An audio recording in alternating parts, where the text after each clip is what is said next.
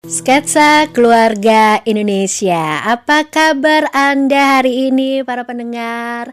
Dimanapun Anda berada di kesempatan pagi hari ini, Anda yang ada di Pulau Sumatera mungkin, atau yang ada di Bali. Yep. Semoga semuanya dalam keadaan sehat ya, pendengar semuanya. Yes. Senang sekali pagi hari ini SKI Sketsa Keluarga Indonesia bisa kembali hadir menyapa Anda, menemani Anda beraktivitas. Bersama dengan saya Ragil Z. Dan saya Dika Arwan yang akan menemani Anda hingga menuju jam 11 nanti. Tentunya dalam program Sketsa Keluarga Indonesia untuk edisi kali ini kita membahas mengenai pernikahan nih Zi. Minggu lalu kan pernikahan ada apa dini. Nih? Dengan pernikahan ada apa nih? Karena lagi rame juga nih Zi untuk teman-teman gitu kan. Kemarin tuh aku pada sharing-sharing lah teman-teman. Kalau mereka ini pasangannya ini beda budaya, yang artinya beda suku juga. Oh, iya, beda budaya. Bisa Yes. berarti juga beda keluarga negaraan ya? Bisa jadi juga. Bisa ya? Itu pasti bakal lebih sulit lagi Lebih ya? sulit lagi, Nah. betul. Yang kita satu beda, maksudnya beda budaya, beda suku aja, rumitnya udah kayak apa? Gimana yang beda negara gitu kan? Nah, apalagi yang nggak bisa bahasa Indonesia. Yes. Nah. Oke, jadi di kesempatan pagi hari ini dalam Sketsa Keluarga Indonesia kita akan berbincang tentang menghadapi perbedaan budaya dalam pernikahan ya. Yep. Kita tidak hanya berdua, tapi Ada kita Coach Lex The Praxis yang sudah terhubung bersama kita melalui sambungan Zoom di pagi hari ini. Selamat pagi, Coach. Selamat pagi, Coach. Selamat pagi guys. Selamat pagi. Oke, gimana nih Coach untuk hari ini Coach menanggapi akhir-akhir ini kan banyak juga nih di media sosial gitu kan yang nikah dengan beda agama. Biasanya kan kalau zaman orang tua aku nih, zaman generasi di atas aku, nikahnya itu banyak juga yang harus sesama suku karena lebih mudah, lebih simpel gitu kan. Iya. Kemudian di era saat ini aku perhatiin di medsos juga, banyak juga yang nikah beda agama yang seperti kata Zi juga, bahkan sampai beda negara. Pastinya Beda setiap negara. budaya ini beda-beda dong. Gimana nih Coach tanggapan kalau dari Coach sendiri nih dalam menghadapi perbedaan budaya di pernikahan nih? Gimana cara kita untuk menyesuaikan kemudian biar kita saling menghormati, saling menghargai? Silakan Coach. Oke. Perbedaan budaya itu, perbedaan tadi juga dibilangin sama Ragil, ada beda negara gitu ya, beda warga negara dan lain-lainnya. Beda status sosial juga, itu sesuatu yang wajar kalau menurut saya ya. Jadi perbedaan-perbedaan itu sesuatu yang wajar, nggak bisa dihindari, tapi bisa diajak jadi kerjasama kalau menurut saya. Justru saya malah melihat perbedaan itu sesuatu yang indah. Perbedaan itu sesuatu yang mewarnai hidup. Perbedaan budaya atau suku itu bikin kedua orang itu jadi belajar tentang budaya yang dia belum pernah kenal. Dia bisa belajar kekuatan-kekuatan yang dia belum pernah alamin gitu. Oh, caranya begitu. Oh, berpikirnya begitu. Oh, kebiasaannya begitu. Jadi ketika kita belajar sesuatu yang baru, biasanya kita jadi lebih bagus. Kitanya jadi lebih keren. Jadi menurut saya perbedaan budaya itu sesuatu yang baik dan perlu kita peluk, perlu kita biasain. Menurut saya gitu. Oke, kan kadang juga dalam setiap budaya A dan budaya B nih Coach, ya mungkin ada satu hal yang saling bertentangan nih, misal di suku dari pasangan si suami nih, wah di saya nggak boleh kayak gini, kemudian dari istri nggak apa-apa kok kayak gitu. Ini kita menyesuaikannya gimana nih Coach? Kita harus mengikuti yang mana nih? Ketimbang kita daripada kita berargumen gitu loh. Sama aja kayak selera makan. Ya, kalau kita bicara selera makan, bagi yang satu ngerasa makan itu harus sampai puas, yang satu lagi merasa makan itu berhenti sebelum kenyang. Kita kan kayak prinsip ya gitu. Nah, dari kecil dibiasain kalau makan tuh sedikit, porsinya pas gitu. Kayak saya kalau lagi ke keluarga pasangan saya, jadi mereka berapa bersaudara, kalau saya datang ke yang paling tua, makan di rumah dia tuh porsinya kecil-kecil gitu loh, nggak pernah jadi kenyang gitu. Saya juga kayak, iya ya. Saya baru nyadarin setelah berkali-kali ke sana gitu. Kok porsinya kecil-kecil ya, sederhana sekali. Padahal bukan karena nggak ada duit ya gitu loh. Duit mereka banyak, tapi makannya porsinya sederhana. Nah, sedangkan kalau datang ke saudaranya yang lain, makannya mewahnya luar biasa. Pokoknya sampai sakit perut lah, sampai susah napas gitu. Nah, itu kan perbedaan ya, perbedaan budaya, perbedaan dalam satu keluarga loh. Itu mereka saudaraan tuh. Yang satu makannya mewah, yang satu makannya dibilang sederhana juga enggak, tapi kayak minim gitu, makannya minimalis satu keluarga. Nah, menghadapi perbedaan kayak gitu, ya dihargain aja, dinikmatin aja. Jangan dibilang mana yang benar, mana yang salah. Jadi menurut saya sama aja kayak yang tadi sempat tersebut sama Dika, beda agama. Sama, jangan dicari siapa yang benar. Hargain aja apa yang berbeda itu, dinikmati. Kalau bisa dinikmati bareng, lakuin bareng. Kalau nggak bisa dikerjain bareng, ya kerjain masing-masing dengan saling menghargai. Jawaban saya gitu. Oke. Jadi setiap pasangan itu harus benar-benar mengenal budaya dari pasangannya ya, Coach ya. Wajib Betul. ya, Coach ya. Wajib banget belajar mengenali dan menghargai ya. Bukan cuma mengenal doang. Kalau kita cuma mengenal kan kita cuma lihat, oh dia biasanya begitu. Oh, begitu caranya. Terus itu cuman mengenali doang gitu loh. Tapi kita harus menghargai juga. Berarti kita harus tanya kan, itu kenapa begitu biasanya? Apa latar belakang prinsipnya? Dan Oke. coba ikutan terjun di kegiatan itu yang mungkin masih asing, mungkin nggak kenal karena itu nggak ada di budayanya kita. Jadi belajar menghargai itu hanya bisa dilakukan kalau kita ikutan menyertainya. Berarti kita juga harus menyelami gitu, Coach. Betul. Menyelami. Iya. Tapi kalau seandainya budayanya itu tidak sesuai dengan prinsipnya, gimana, Coach? Kalau budayanya tidak sesuai sama prinsipnya, coba dicari dulu, dites dulu. Kalau menurut saya begitu ya, dicoba dulu, dites dulu, ditanya-tanya dulu, dilihat dulu, jangan langsung dari jauh gitu. Kayak ibaratnya kalau kita terbiasa di makan makanan tertentu, kita pergi ke luar negeri gitu ya. Luar negeri terus kita lihat di tempat lain, misalnya kita bicara kayak ke Malaysia lah, Malaysia masih dekat banget sama Indo kan, rumpunnya masih serupa. Kita lihat di sana, iya ada makanan, apa tuh? Dilihat dari jauh aja, dari pinggir gitu, kayak apa sih tuh? Ih, gitu lah. Kalau itu cuma lihat-lihat aja, gitu kayak, ih, itu kan bukan, enggak, itu enggak bisa tuh. Kalau hanya dilihat dari jauh, terus dilihat-liatin gitu kayak, apa ya? Enggak. Ya kita nggak akan bisa memahami betapa bermanfaatnya atau enaknya atau baiknya. Kita langsung judging. Nah, ada baiknya kita masuk, kita coba dulu. Kita rasakan dulu, kita nikmati dulu. Kalau ternyata memang tidak enak atau sangat mengganggu hati kita, ya udah kita tolak dengan sopan. Kita bilang, "Beb, aku sudah pernah coba, aku sudah pernah mengalaminya, menyelaminya. Rasanya kurang sreg ya buat aku ya. Maaf ya, jadi aku belum ikutan dulu yang besok.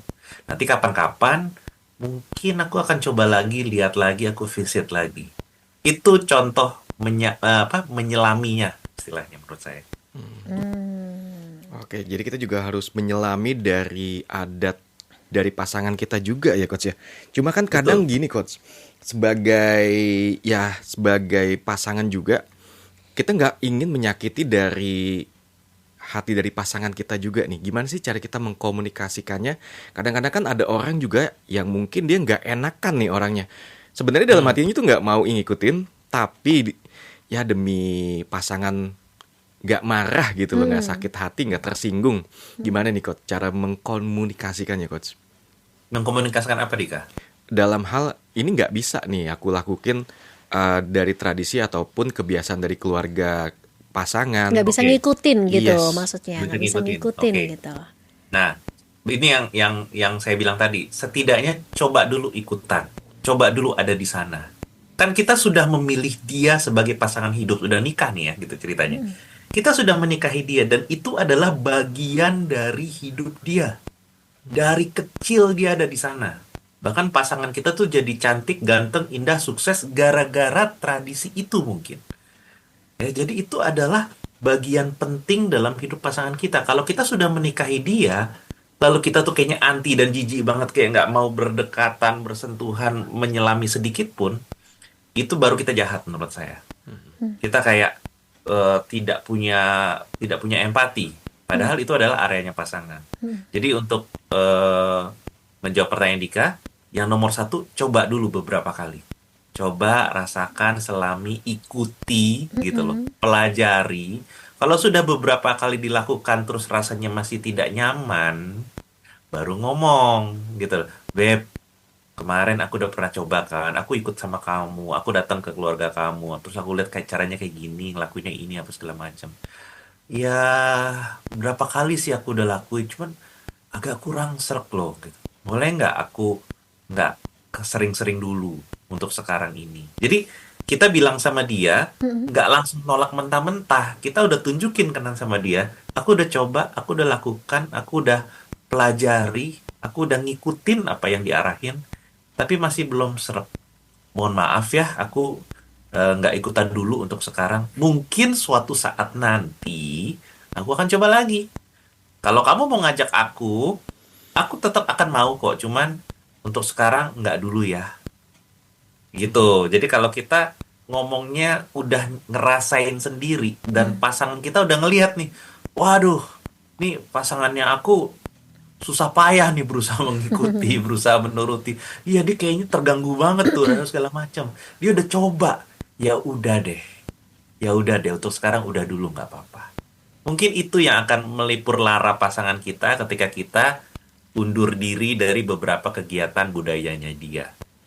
Jadi dia merasa tidak semerta-merta dibuang atau ditolak atau ditinggalkan, tapi dia ngerasa, oh pasanganku udah coba. Ya Ya, udah deh.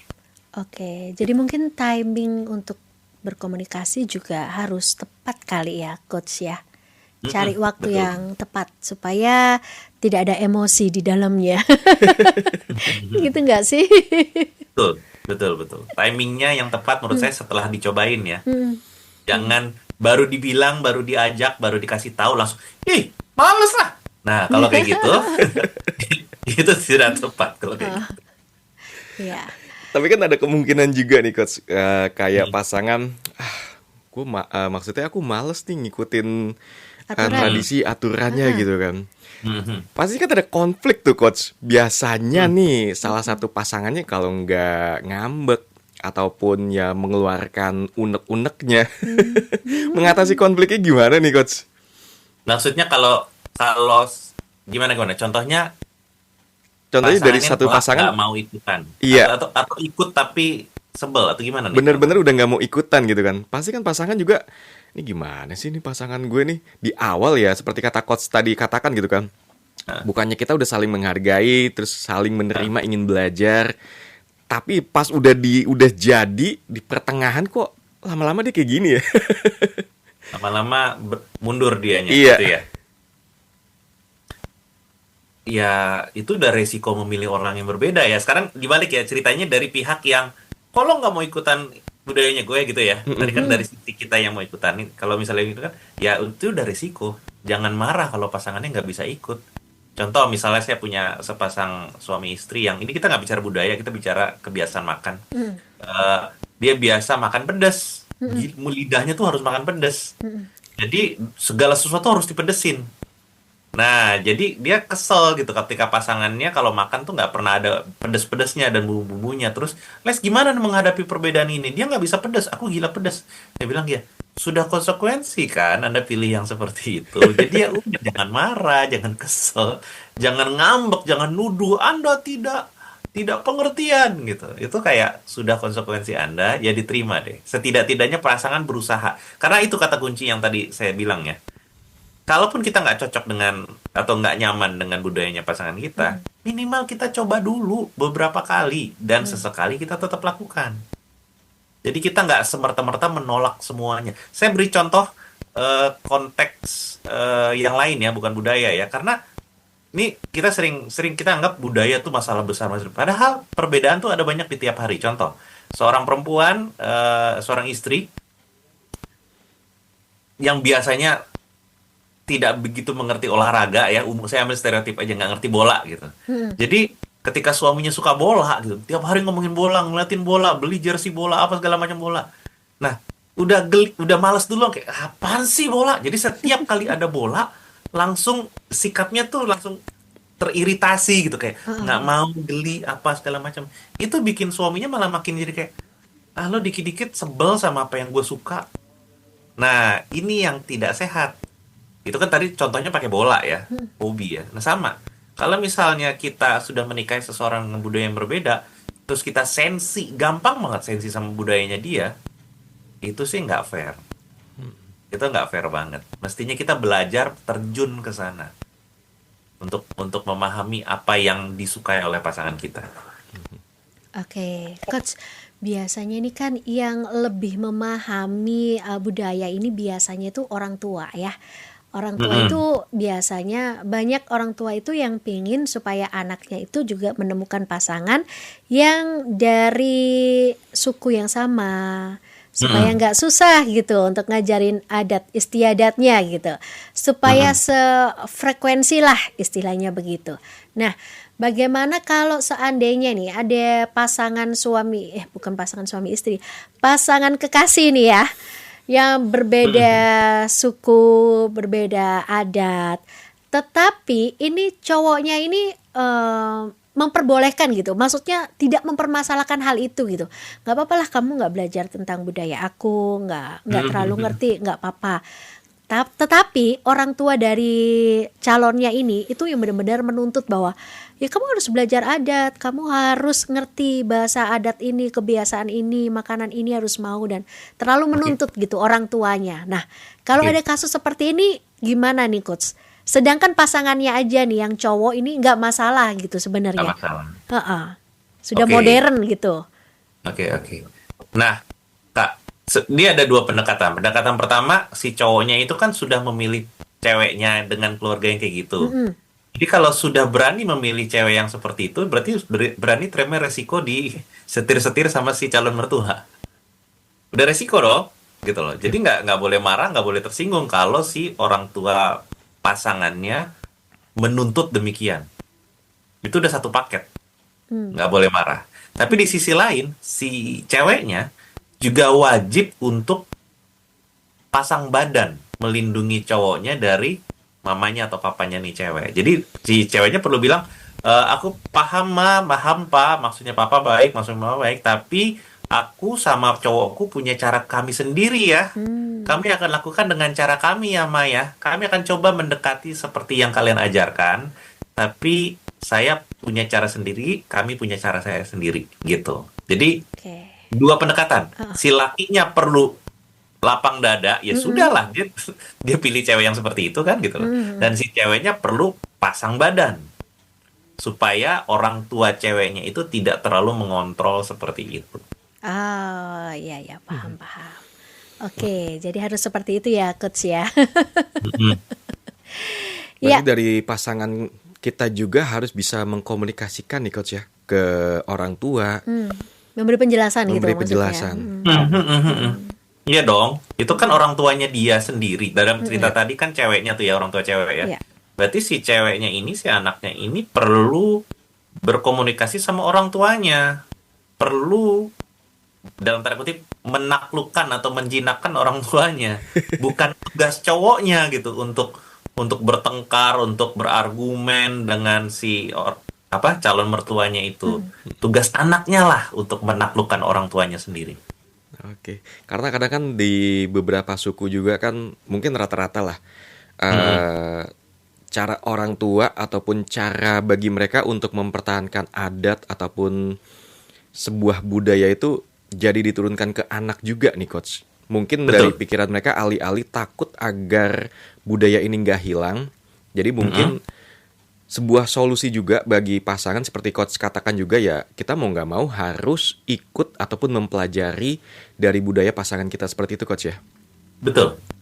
Betul. Dalam cerita tadi si laki-laki itu walaupun dia tidak menuntut ceweknya atau keluarga ceweknya mempelajari budayanya dia, tapi karena dia sudah memilih perempuan itu, maka dia bertanggung jawab untuk belajar budayanya si keluarga ceweknya atau budaya ceweknya. Itu udah wajib sih. Kalau sudah memilih ya berarti saya harus belajar. Iya, begitu juga dengan sebaliknya coach ya. Dari salah satu Betul. pasangan juga mempelajari budaya ataupun mengikuti dari budaya pasangannya juga. Ya, Wow, indah betul. sih, benar kata coach nih. Perbedaan itu indah dan menambah Menambah apa ya? wawasan. Menambah wawasan juga. Cuma kadang kan ada pertanyaan juga nih coach. Ya, kalau sudah pernikahan kan bukan hanya sekedar suami istri, kemudian ada juga dengan keluarga besar. Yang jadi pertanyaan saya ke anak nih bagaimana coach? Anak mau Bagaimana ikut apanya? ke adat kemana nih? Bingung Ke gitu ya. adat yang A atau ke adat yang B? Atau memang harus mengikuti dua-duanya nih coach? Harus belajar dua-duanya. Kebetulan saya lebih percaya sebaiknya anak memilih apa yang dia suka ya, gitu. Kalau saya begitu ya. Kan orang tuanya kan dari budaya A dan budaya B gitu kan ya. Masing-masing pasti akan mengajari dan menurunkan nilai-nilai sesuai dengan budayanya mereka masing-masing. Ya biarkan si anak untuk lebih lebih dekat sama yang mana gitu. Dia lebih merasa nyaman dan rumah dan damai pakai value yang mana. Menurut saya sih gitu. Jadi biarkan anak memilih mau ambil yang mana. Of course, masing-masing pihak, si papa dan mamanya boleh mempromosikan budayanya masing-masing, silakan aja, itu haknya. Cuman biarkan si anak lebih menyukai, lebih damai dengan yang mana, menurut saya. Mhm. Oke, ini ada pertanyaan dari Pak Darwin nih Coach. Bagaimana Hmm. menyikapi budaya dari semua perbedaan ini agar menjadi selaras? Wah, kalau mau selaras, jangan ada yang apa ya istilahnya ya, sinis-sinisan sih ya, Pak Darwin. Pak Darwin. Jangan ada sinis-sinisan. Nih saya sering ketemu nih married couples yang konsul sama saya. Mereka misalnya beda budaya, si yang lakinya misalnya bilang sama pasangan kayak, aku nggak suka itu kan nggak bener itu pemikiran kayak gitu. Nah itu tuh yang saya bilang tuh sinis. Ketika sinis judging budaya lain itu bisa bikin berantem, itu nggak selaras. Jadi tugas nih saya selalu bilang, mau beda budaya kayak beda agama kayak beda selera kayak beda etnis kayak beda warga negara kayak gitu. Tugas pertama dalam pernikahan adalah belajar menanggapi perbedaan, belajar menyelami perbedaan dan menghargai apa yang beda. Kalau belum bisa menghargai apa yang beda, kalau ngelihat beda itu artinya salah, beda itu artinya jelek, mendingan jangan nikah deh. Oke. PR juga tuh bagi mungkin teman-teman yang saat ini sedang berpasangan dengan berbeda suku gitu kan. Berani nggak menghargai perbedaan gitu Coach ya? Betul. Oh. Oke, kita menunggu atensi dari pendengar juga ya. Jika Anda memiliki pertanyaan pagi hari ini tentang menghadapi perbedaan budaya dalam pernikahan, Anda bisa bergabung dalam SKI Sketsa Keluarga Indonesia. Kirimkan WhatsApp Anda di 0819269000. Dan kita akan jeda terlebih dahulu ya, sebelum kita akan melanjutkan untuk membacakan beberapa pertanyaan yang sudah dikirimkan oleh pendengar. Sketsa Keluarga Indonesia masih menemani Anda di pagi hari ini. Apa kabarnya nih untuk Anda yang baru bergabung bersama kami? Yuk, bisa ikutan bergabung dengan topik kita perbedaan budaya di dalam pernikahan. Bisa mengirimkan WhatsApp-nya di 0819269000. Kita juga live secara streaming di akun YouTube kita di pagi hari ini. Bisa ikut berkomentar juga dengan pertanyaan-pertanyaan yang bisa kalian berikan. Tentunya akan dijawab oleh narasumber kita, Coach Lex The Praxis Ya. di pagi hari ini. Oke, langsung saja ini Coach. Halo, Coach? Halo. Iya. Ini sudah ada yang bergabung nih, Coach. Ada datang dari Erik. Halo, saya Erik. Mau nanya, Kak, bagaimana kalau kita sudah mengikuti terus kemauan dari pasangan, tapi pasangan nggak peka-peka bahwa kita tidak suka dengan kemauannya? Sudah dikomunikasikan dan disepakati, tapi pasangan sendiri lagi-lagi yang memaksakan kehendaknya. Bagaimana mengatasinya? Oke. Sudah disepakatin kata Erik tadi ya, Pak Erik ya. Tapi ternyata pasangan tetap memaksa. Mungkin ya cuma dugaan aja. Pasangan masih belum nangkep efek buruk ataupun ketidaknyamanannya kita pada saat ngelakuin itu, pada saat Pak Erik berusaha ngelakuin itu. Jadi dia nggak ngelihat efeknya. Terus tadi kan di awal Pak Erik bilang udah ngikutin. Nah itu tuh udah ngikutin aja. Mungkin pada saat ngikutin nggak, setelah selesai itu nggak cerita kalau aduh ternyata capek banget, ternyata nggak enak banget, ternyata aku malah jadi keganggu, ternyata aku malah jadi hilang ini hilang itu. Mungkin pasangan belum menyadari impact negatifnya, makanya dia masih ngotot-ngotot aja. Jadi bisa dicoba dari menjelaskan dulu pelan-pelan, tapi nggak bisa sambil marah-marah ya. Pak Eriknya nggak bisa sambil kayak, ini gara-gara kemarin gue ngikutin ini nih, gara-gara lu nih. Kalau kayak gitu jadi berantem. Caranya mesti baik-baik, mesti bilang, Beb, ketika lagi santai, misalnya di hari Minggu atau di weekend, lagi ketawa-ketawa, lagi makan es krim mungkin, terus ngobrol, kasih tahu, Beb, ingat gak hari Senin kemarin sama hari Rabu, kamu kan ngajak aku ngelakuin ini nih, gitu. Aku sebenarnya nggak nyaman, aku udah pernah bilang sama kamu, Nah, habis di hari Senin itu ngelakuin itu, aku tuh selesainya tuh aku kayak ngerasa nggak enak banget. Aku jadi kayak keganggu, kepikiran dan segala macam. Aku nggak tenang gitu. Akibatnya besok paginya kebawa di mimpi juga malamnya. Besok pasti kantornya aku ngerasa kacau. Habis itu hari Rabu kan kita ulangin lagi tuh. Aku sebenarnya nggak nyaman, tapi aku coba terus tetap keganggu lagi, Beb. Aku kayak aduh, nggak tenang aku gitu. Nah, cerita tuh Pak Erik tuh efek-efek negatifnya, efek-efek jangka panjangnya. Terus bilang di ujungnya, boleh nggak, Beb? Dikurangin ya. Aku nggak sering-sering banget. Aku akan coba kalau bisa. Tapi kalau aku lagi nggak bisa, aku bilang ya sama kamu ya. Boleh ya, Beb ya? Tolong aku ya. Nah, kalau ngomongnya kayak gini, Pak Erik, belum tentu pasangan langsung ngerti ya. Belum tentu dia langsung, oh iya ya kasihan juga kamu, belum tentu. Tapi minimal dia dengar sampai ujung. Dia nggak ngerasa tersinggung, dia nggak ngerasa lagi dimarahin, dia nggak ngerasa kamu lagi menolak permintaan dia. Kamu tuh kelihatannya lagi, Pak Erik tuh kelihatannya lagi berusaha meminta keibaan dia atau simpati dari dia. Mudah-mudahan sih tersentuh. Kalau nggak tersentuh ya lebih baik kita sesi konsultasi aja biar bisa bisa dianalisa lebih dalam lagi. Tapi itu kayak pertolongan pertamanya. Coba jelaskan dengan baik dan sopan supaya pasangan mau dengar kalimat kita dari ujung sampai selesai. Mudah-mudahan bisa menjawab ya Pak Erik ya. Ya. Ya, oke. Terima kasih, Coach.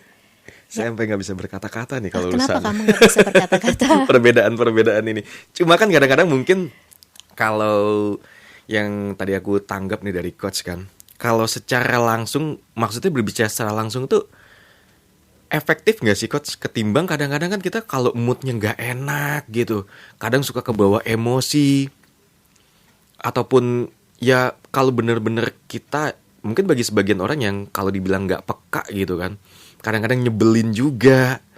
Jadi cara ngomongnya juga kadang-kadang kita kepancing emosi sih. Gimana nih coach? Betul, betul, betul. Ya ini bukan cuma masalah karena perbedaan etnis, suku, dan yang lain-lain ya. Iya. Pokoknya ketika lagi ada masalah, kita emosi kita pasti kepancing biasanya. Wajar ya, kita nggak nyaman, kita merasa merasa tidak bahagia atau kecewa. Nah, reaksi kita biasanya kalau lagi emosi gitu kita pengen keluarin. Maksudnya kan kita tersiksa tuh. Kita pengen orang lain yang di sebelah kita ikutan merasa tersiksa sama kita. Seringkali itu tuh. Jadi kalau kita lagi capek dan kesel, kita pengen tumpahin capek keselnya ke dia biar dia berasa juga lu gitu loh. Apalagi kan lu yang bikin gue jadi begini kan gitu loh. Rasain lu. Nah, itu reaksi wajar ketika orang lagi emosi, lagi marah kena masalah. Jadi benar yang dibilang Tika tadi, kalau memang lagi terkena seperti itu, maka sebaiknya kita tarik nafas dulu, kita ambil waktu dulu, kita bilang sama pasangan, Beb, aku mau ngomong sesuatu yang penting banget, karena aku harus ngomong ini. Cuma kalau aku ngomong sekarang kata-katanya nggak enak, Beb. Pasti bakalan jadi sakit keluarnya, dan aku nggak mau kamu tersakiti dengan kata-kata aku kayak gitu. Jadi aku minta waktu ya 1 jam 2 jam ya. Nanti 1 jam 2 jam lagi aku hubungin kamu, atau kita ketemu, atau kita ngobrol di depan Indomaret itu sambil makan es krim. Nanti aku jelasin sama kamu. Nah, itu habit yang perlu dilakukan. Jangan ngomong, jangan ngediskusiin, jangan ngoreksi ketika lagi emosi. Nah, pasangan juga perlu tahu. Jadi kalau pasangan nggak tahu prinsip tadi, dia akan ngerasa, ih, gue ditinggalin, ih, dia pergi. Karena dia nggak ngerti prinsip tadi. Ada prinsip tadi namanya, kalau di kelas saya bilangnya prinsip time out. Kita minta time out dulu. Nggak ngomong dulu, sebentar. Paling 1 jam 2 jam. Habis itu baru ngomong pelan-pelan. Wah, ini ilmu baru juga nih buat kita nih. Ada prinsip time out. Main bola aja ada breaknya ya kan. Oke, coach. Apalagi kalau kita misalkan kayak WhatsAppan gitu kan. Kadang kan kita nggak tahu tuh nadanya nih emang lagi marah atau lagi santai.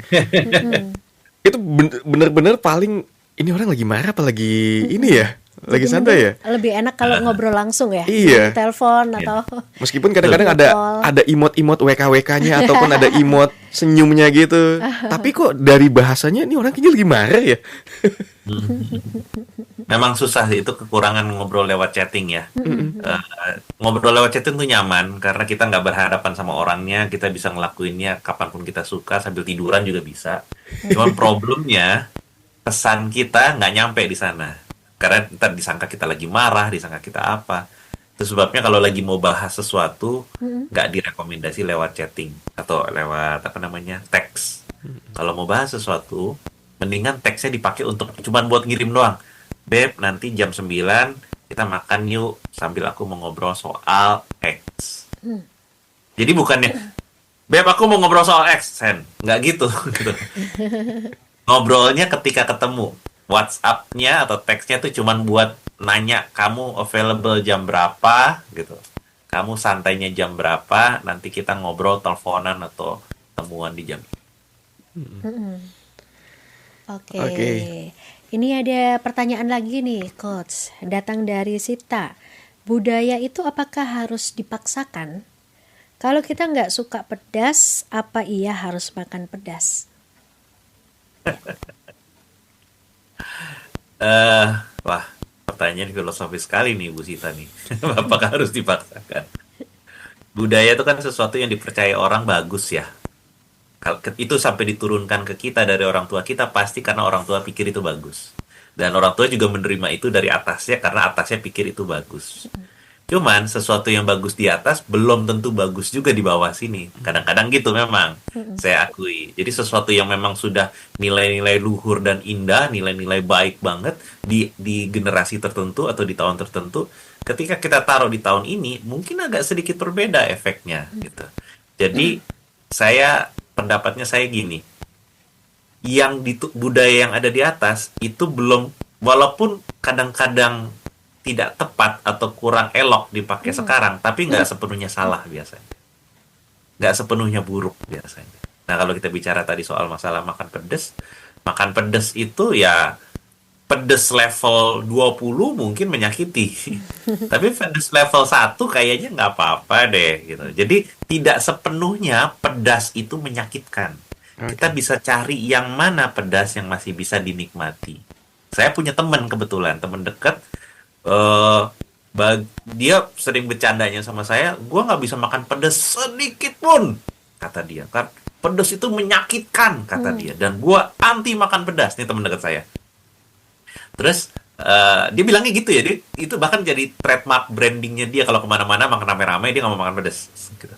Nah, suatu saat saya lagi makan sama dia, ini kayak minggu lalu atau 2 minggu lalu saya lupa. Lagi makan bakmi gitu kan, pas makan bakmi. Ya kan sambil ngobrol, jadi saya nggak mikirin apa makan bakmi. Menurut saya bakminya enak, gurih dan ada pedesnya. Lagi ngobrol terus tengah jalan saya baru nyadar, nah ini kan ada pedesnya. Gitu. Terus saya tanya, lo kan branding lo kagak makan pedes ya, lo pembenci pedas ya, pembenci cabai ya gitu. Tapi ini kok bisa makan? Terus kata dia, ya kalau yang di sini sih bisa, kata dia gitu. Ini mah nggak pedes. Terus kayak, wait, lo bilang level -1, bukan level 0. Gitu. Enggak. Ini mah nggak pedas, kata dia. Nah, ini yang saya maksud ya. Jadi, selalu yang namanya budaya itu selalu kayak ada bagian-bagian yang ekstrimnya, ada bagian-bagian yang masih bisa dinikmati, masih baik, masih indah, bisa kita adopsi. Nah, menurut saya begitu tuh. Jadi, jangan memaksakan yang ekstrimnya. Kalau itu ekstrim banget dan sakit banget, ya mohon maaf, mundur diri dari itu. Tapi coba cari di level yang masih bisa dinikmati. Oke, semoga menjawab ya dari Sita. Baik, Coach. Ini kalau berbicara tentang budaya, ini biasanya itu tidak lepas dari masalah mitos, ya kan? Biasanya kalau di Jawa itu ada mitosnya tuh, kalau punya bayi baru lahir itu harus tidurnya itu di tempat tidurnya itu di bawah bantal, harus dikasih gunting, kemudian di baju bayinya itu harus dikasih peniti. Nah, ini kan merupakan mitos tapi dari budaya Jawa gitu, Coach. Dan biasanya itu orang tua, maksudnya ini yang pernah saya alami ya, Coach ya. Jadi pernah mertua itu kayak memaksa bahwa harus begini gitu, harus melakukan adat ini gitu. Sedangkan untuk orang yang zaman now, zaman modern kan nggak percaya yang hal-hal yang seperti itu gitu. Nah, kadang-kadang itu bisa kayak jadi kayak pertengkaran gitu loh, Coach. Nah, menanggapi hal ini tuh harus gimana ya? Apakah kita itu harus selalu mengikuti adat atau mitos yang memang sudah ditetapkan turun-temurun, atau kita itu sebenarnya itu bisa gitu untuk memutus bahwa kalau untuk yang hal ini maaf ya aku nggak percaya atau aku tidak melakukan hal ini karena mungkin kita bisa kasih alasan-alasan dan sebagainya gitu, Coach. Oke, alright. Pertanyaan bagus, sangat ini banget, realistis banget. Banyak yang kejadian seperti itu dari budaya-budaya yang berbeda juga. Hmm. Kalau misalnya si generasi yang sekarangnya ini udah lebih praktikal gitu ya, mereka nggak suka sama hal-hal yang katanya mitos. Bagi orang tuanya of course itu nggak mitos ya. Bagi generasi di atas itu kebenaran. Gitu loh, itu adalah Ya. keyakinan dan kebenaran.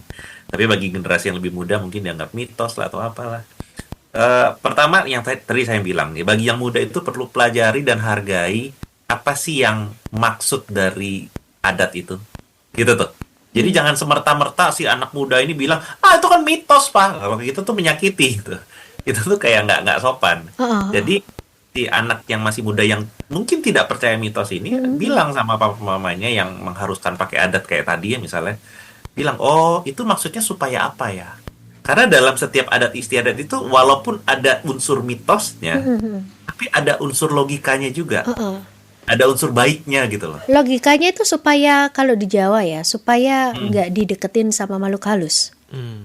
Itu mitosnya. Ya kan? Gitu. Nah, logikanya juga pasti ada. Karena saya nggak paham kan ya, pasti ada tuh alasannya gitu loh. Contohnya kayak mitos-mitos yang umum deh, ini nggak terkait sama budaya tertentu. Misalnya, jangan makan di depan pintu atau duduk di depan pintu. Gitu kan ya? Gitu.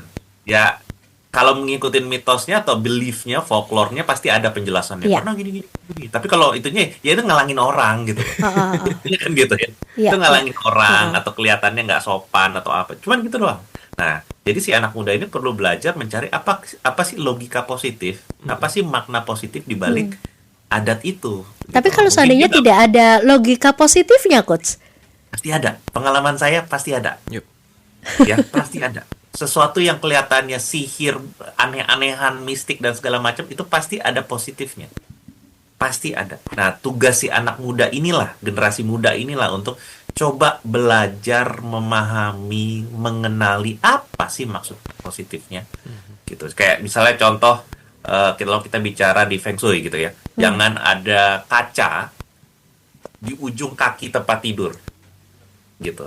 Ya, kalau kita ada tempat tidur, kaki kita ngadep mana, maka jangan ada kaca berhadapan sama kita.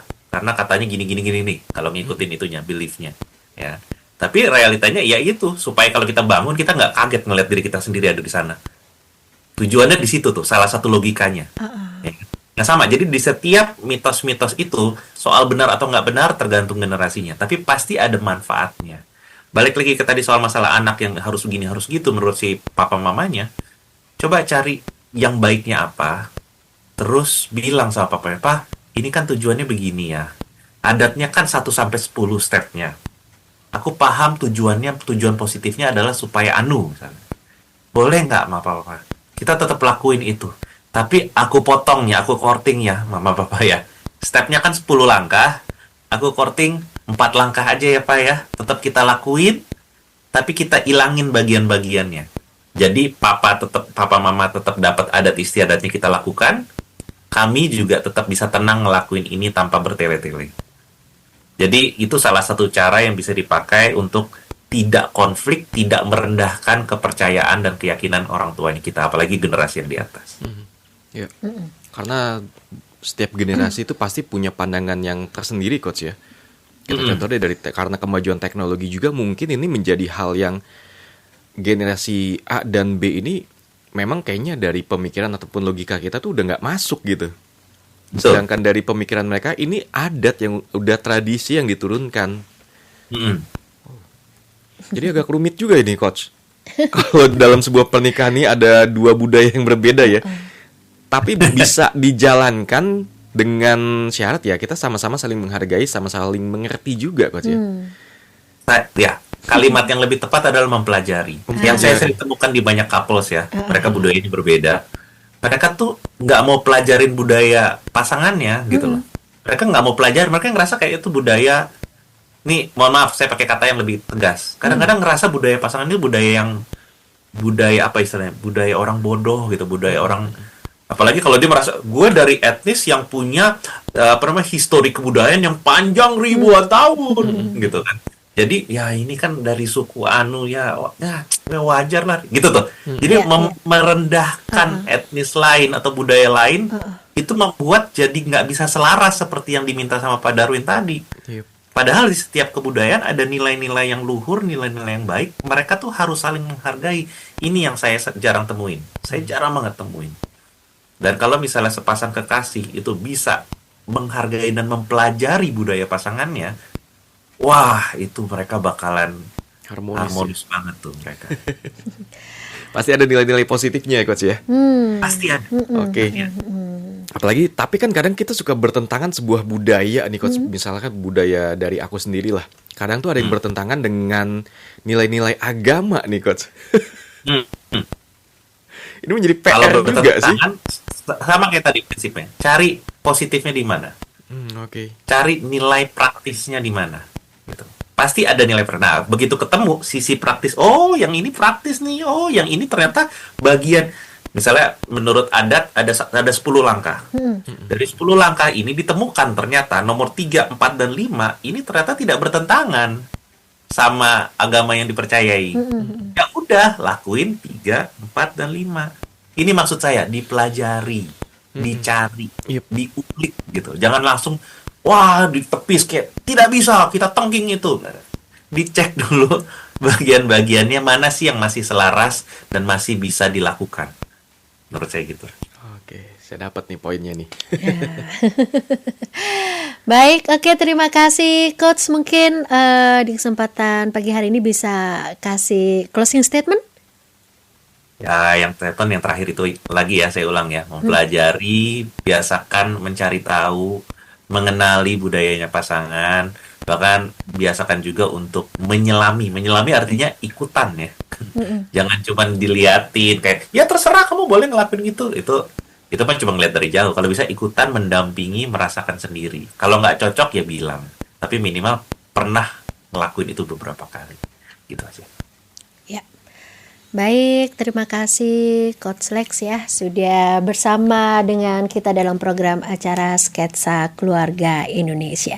Terima kasih juga untuk para pendengar yang sudah bergabung dan mengirimkan pertanyaannya. Tapi sepertinya ini waktu kita juga sudah habis ya Dika Yes. ya. Tapi jangan khawatir juga karena SKI Sketsa Keluarga Indonesia ini akan hadir setiap hari Senin sampai dengan hari Kamis dari jam 10 sampai dengan jam 11. Oke, jangan kemana-mana karena masih banyak program menarik lainnya yang kami sajikan sepanjang hari ini. Kita pamit undur diri bersama narasumber kita Coach Lex The Praxis. Saya Dika Arwan. Dan saya Ragilzi. Keep on growing and never give up. Bye-bye. Bye-bye.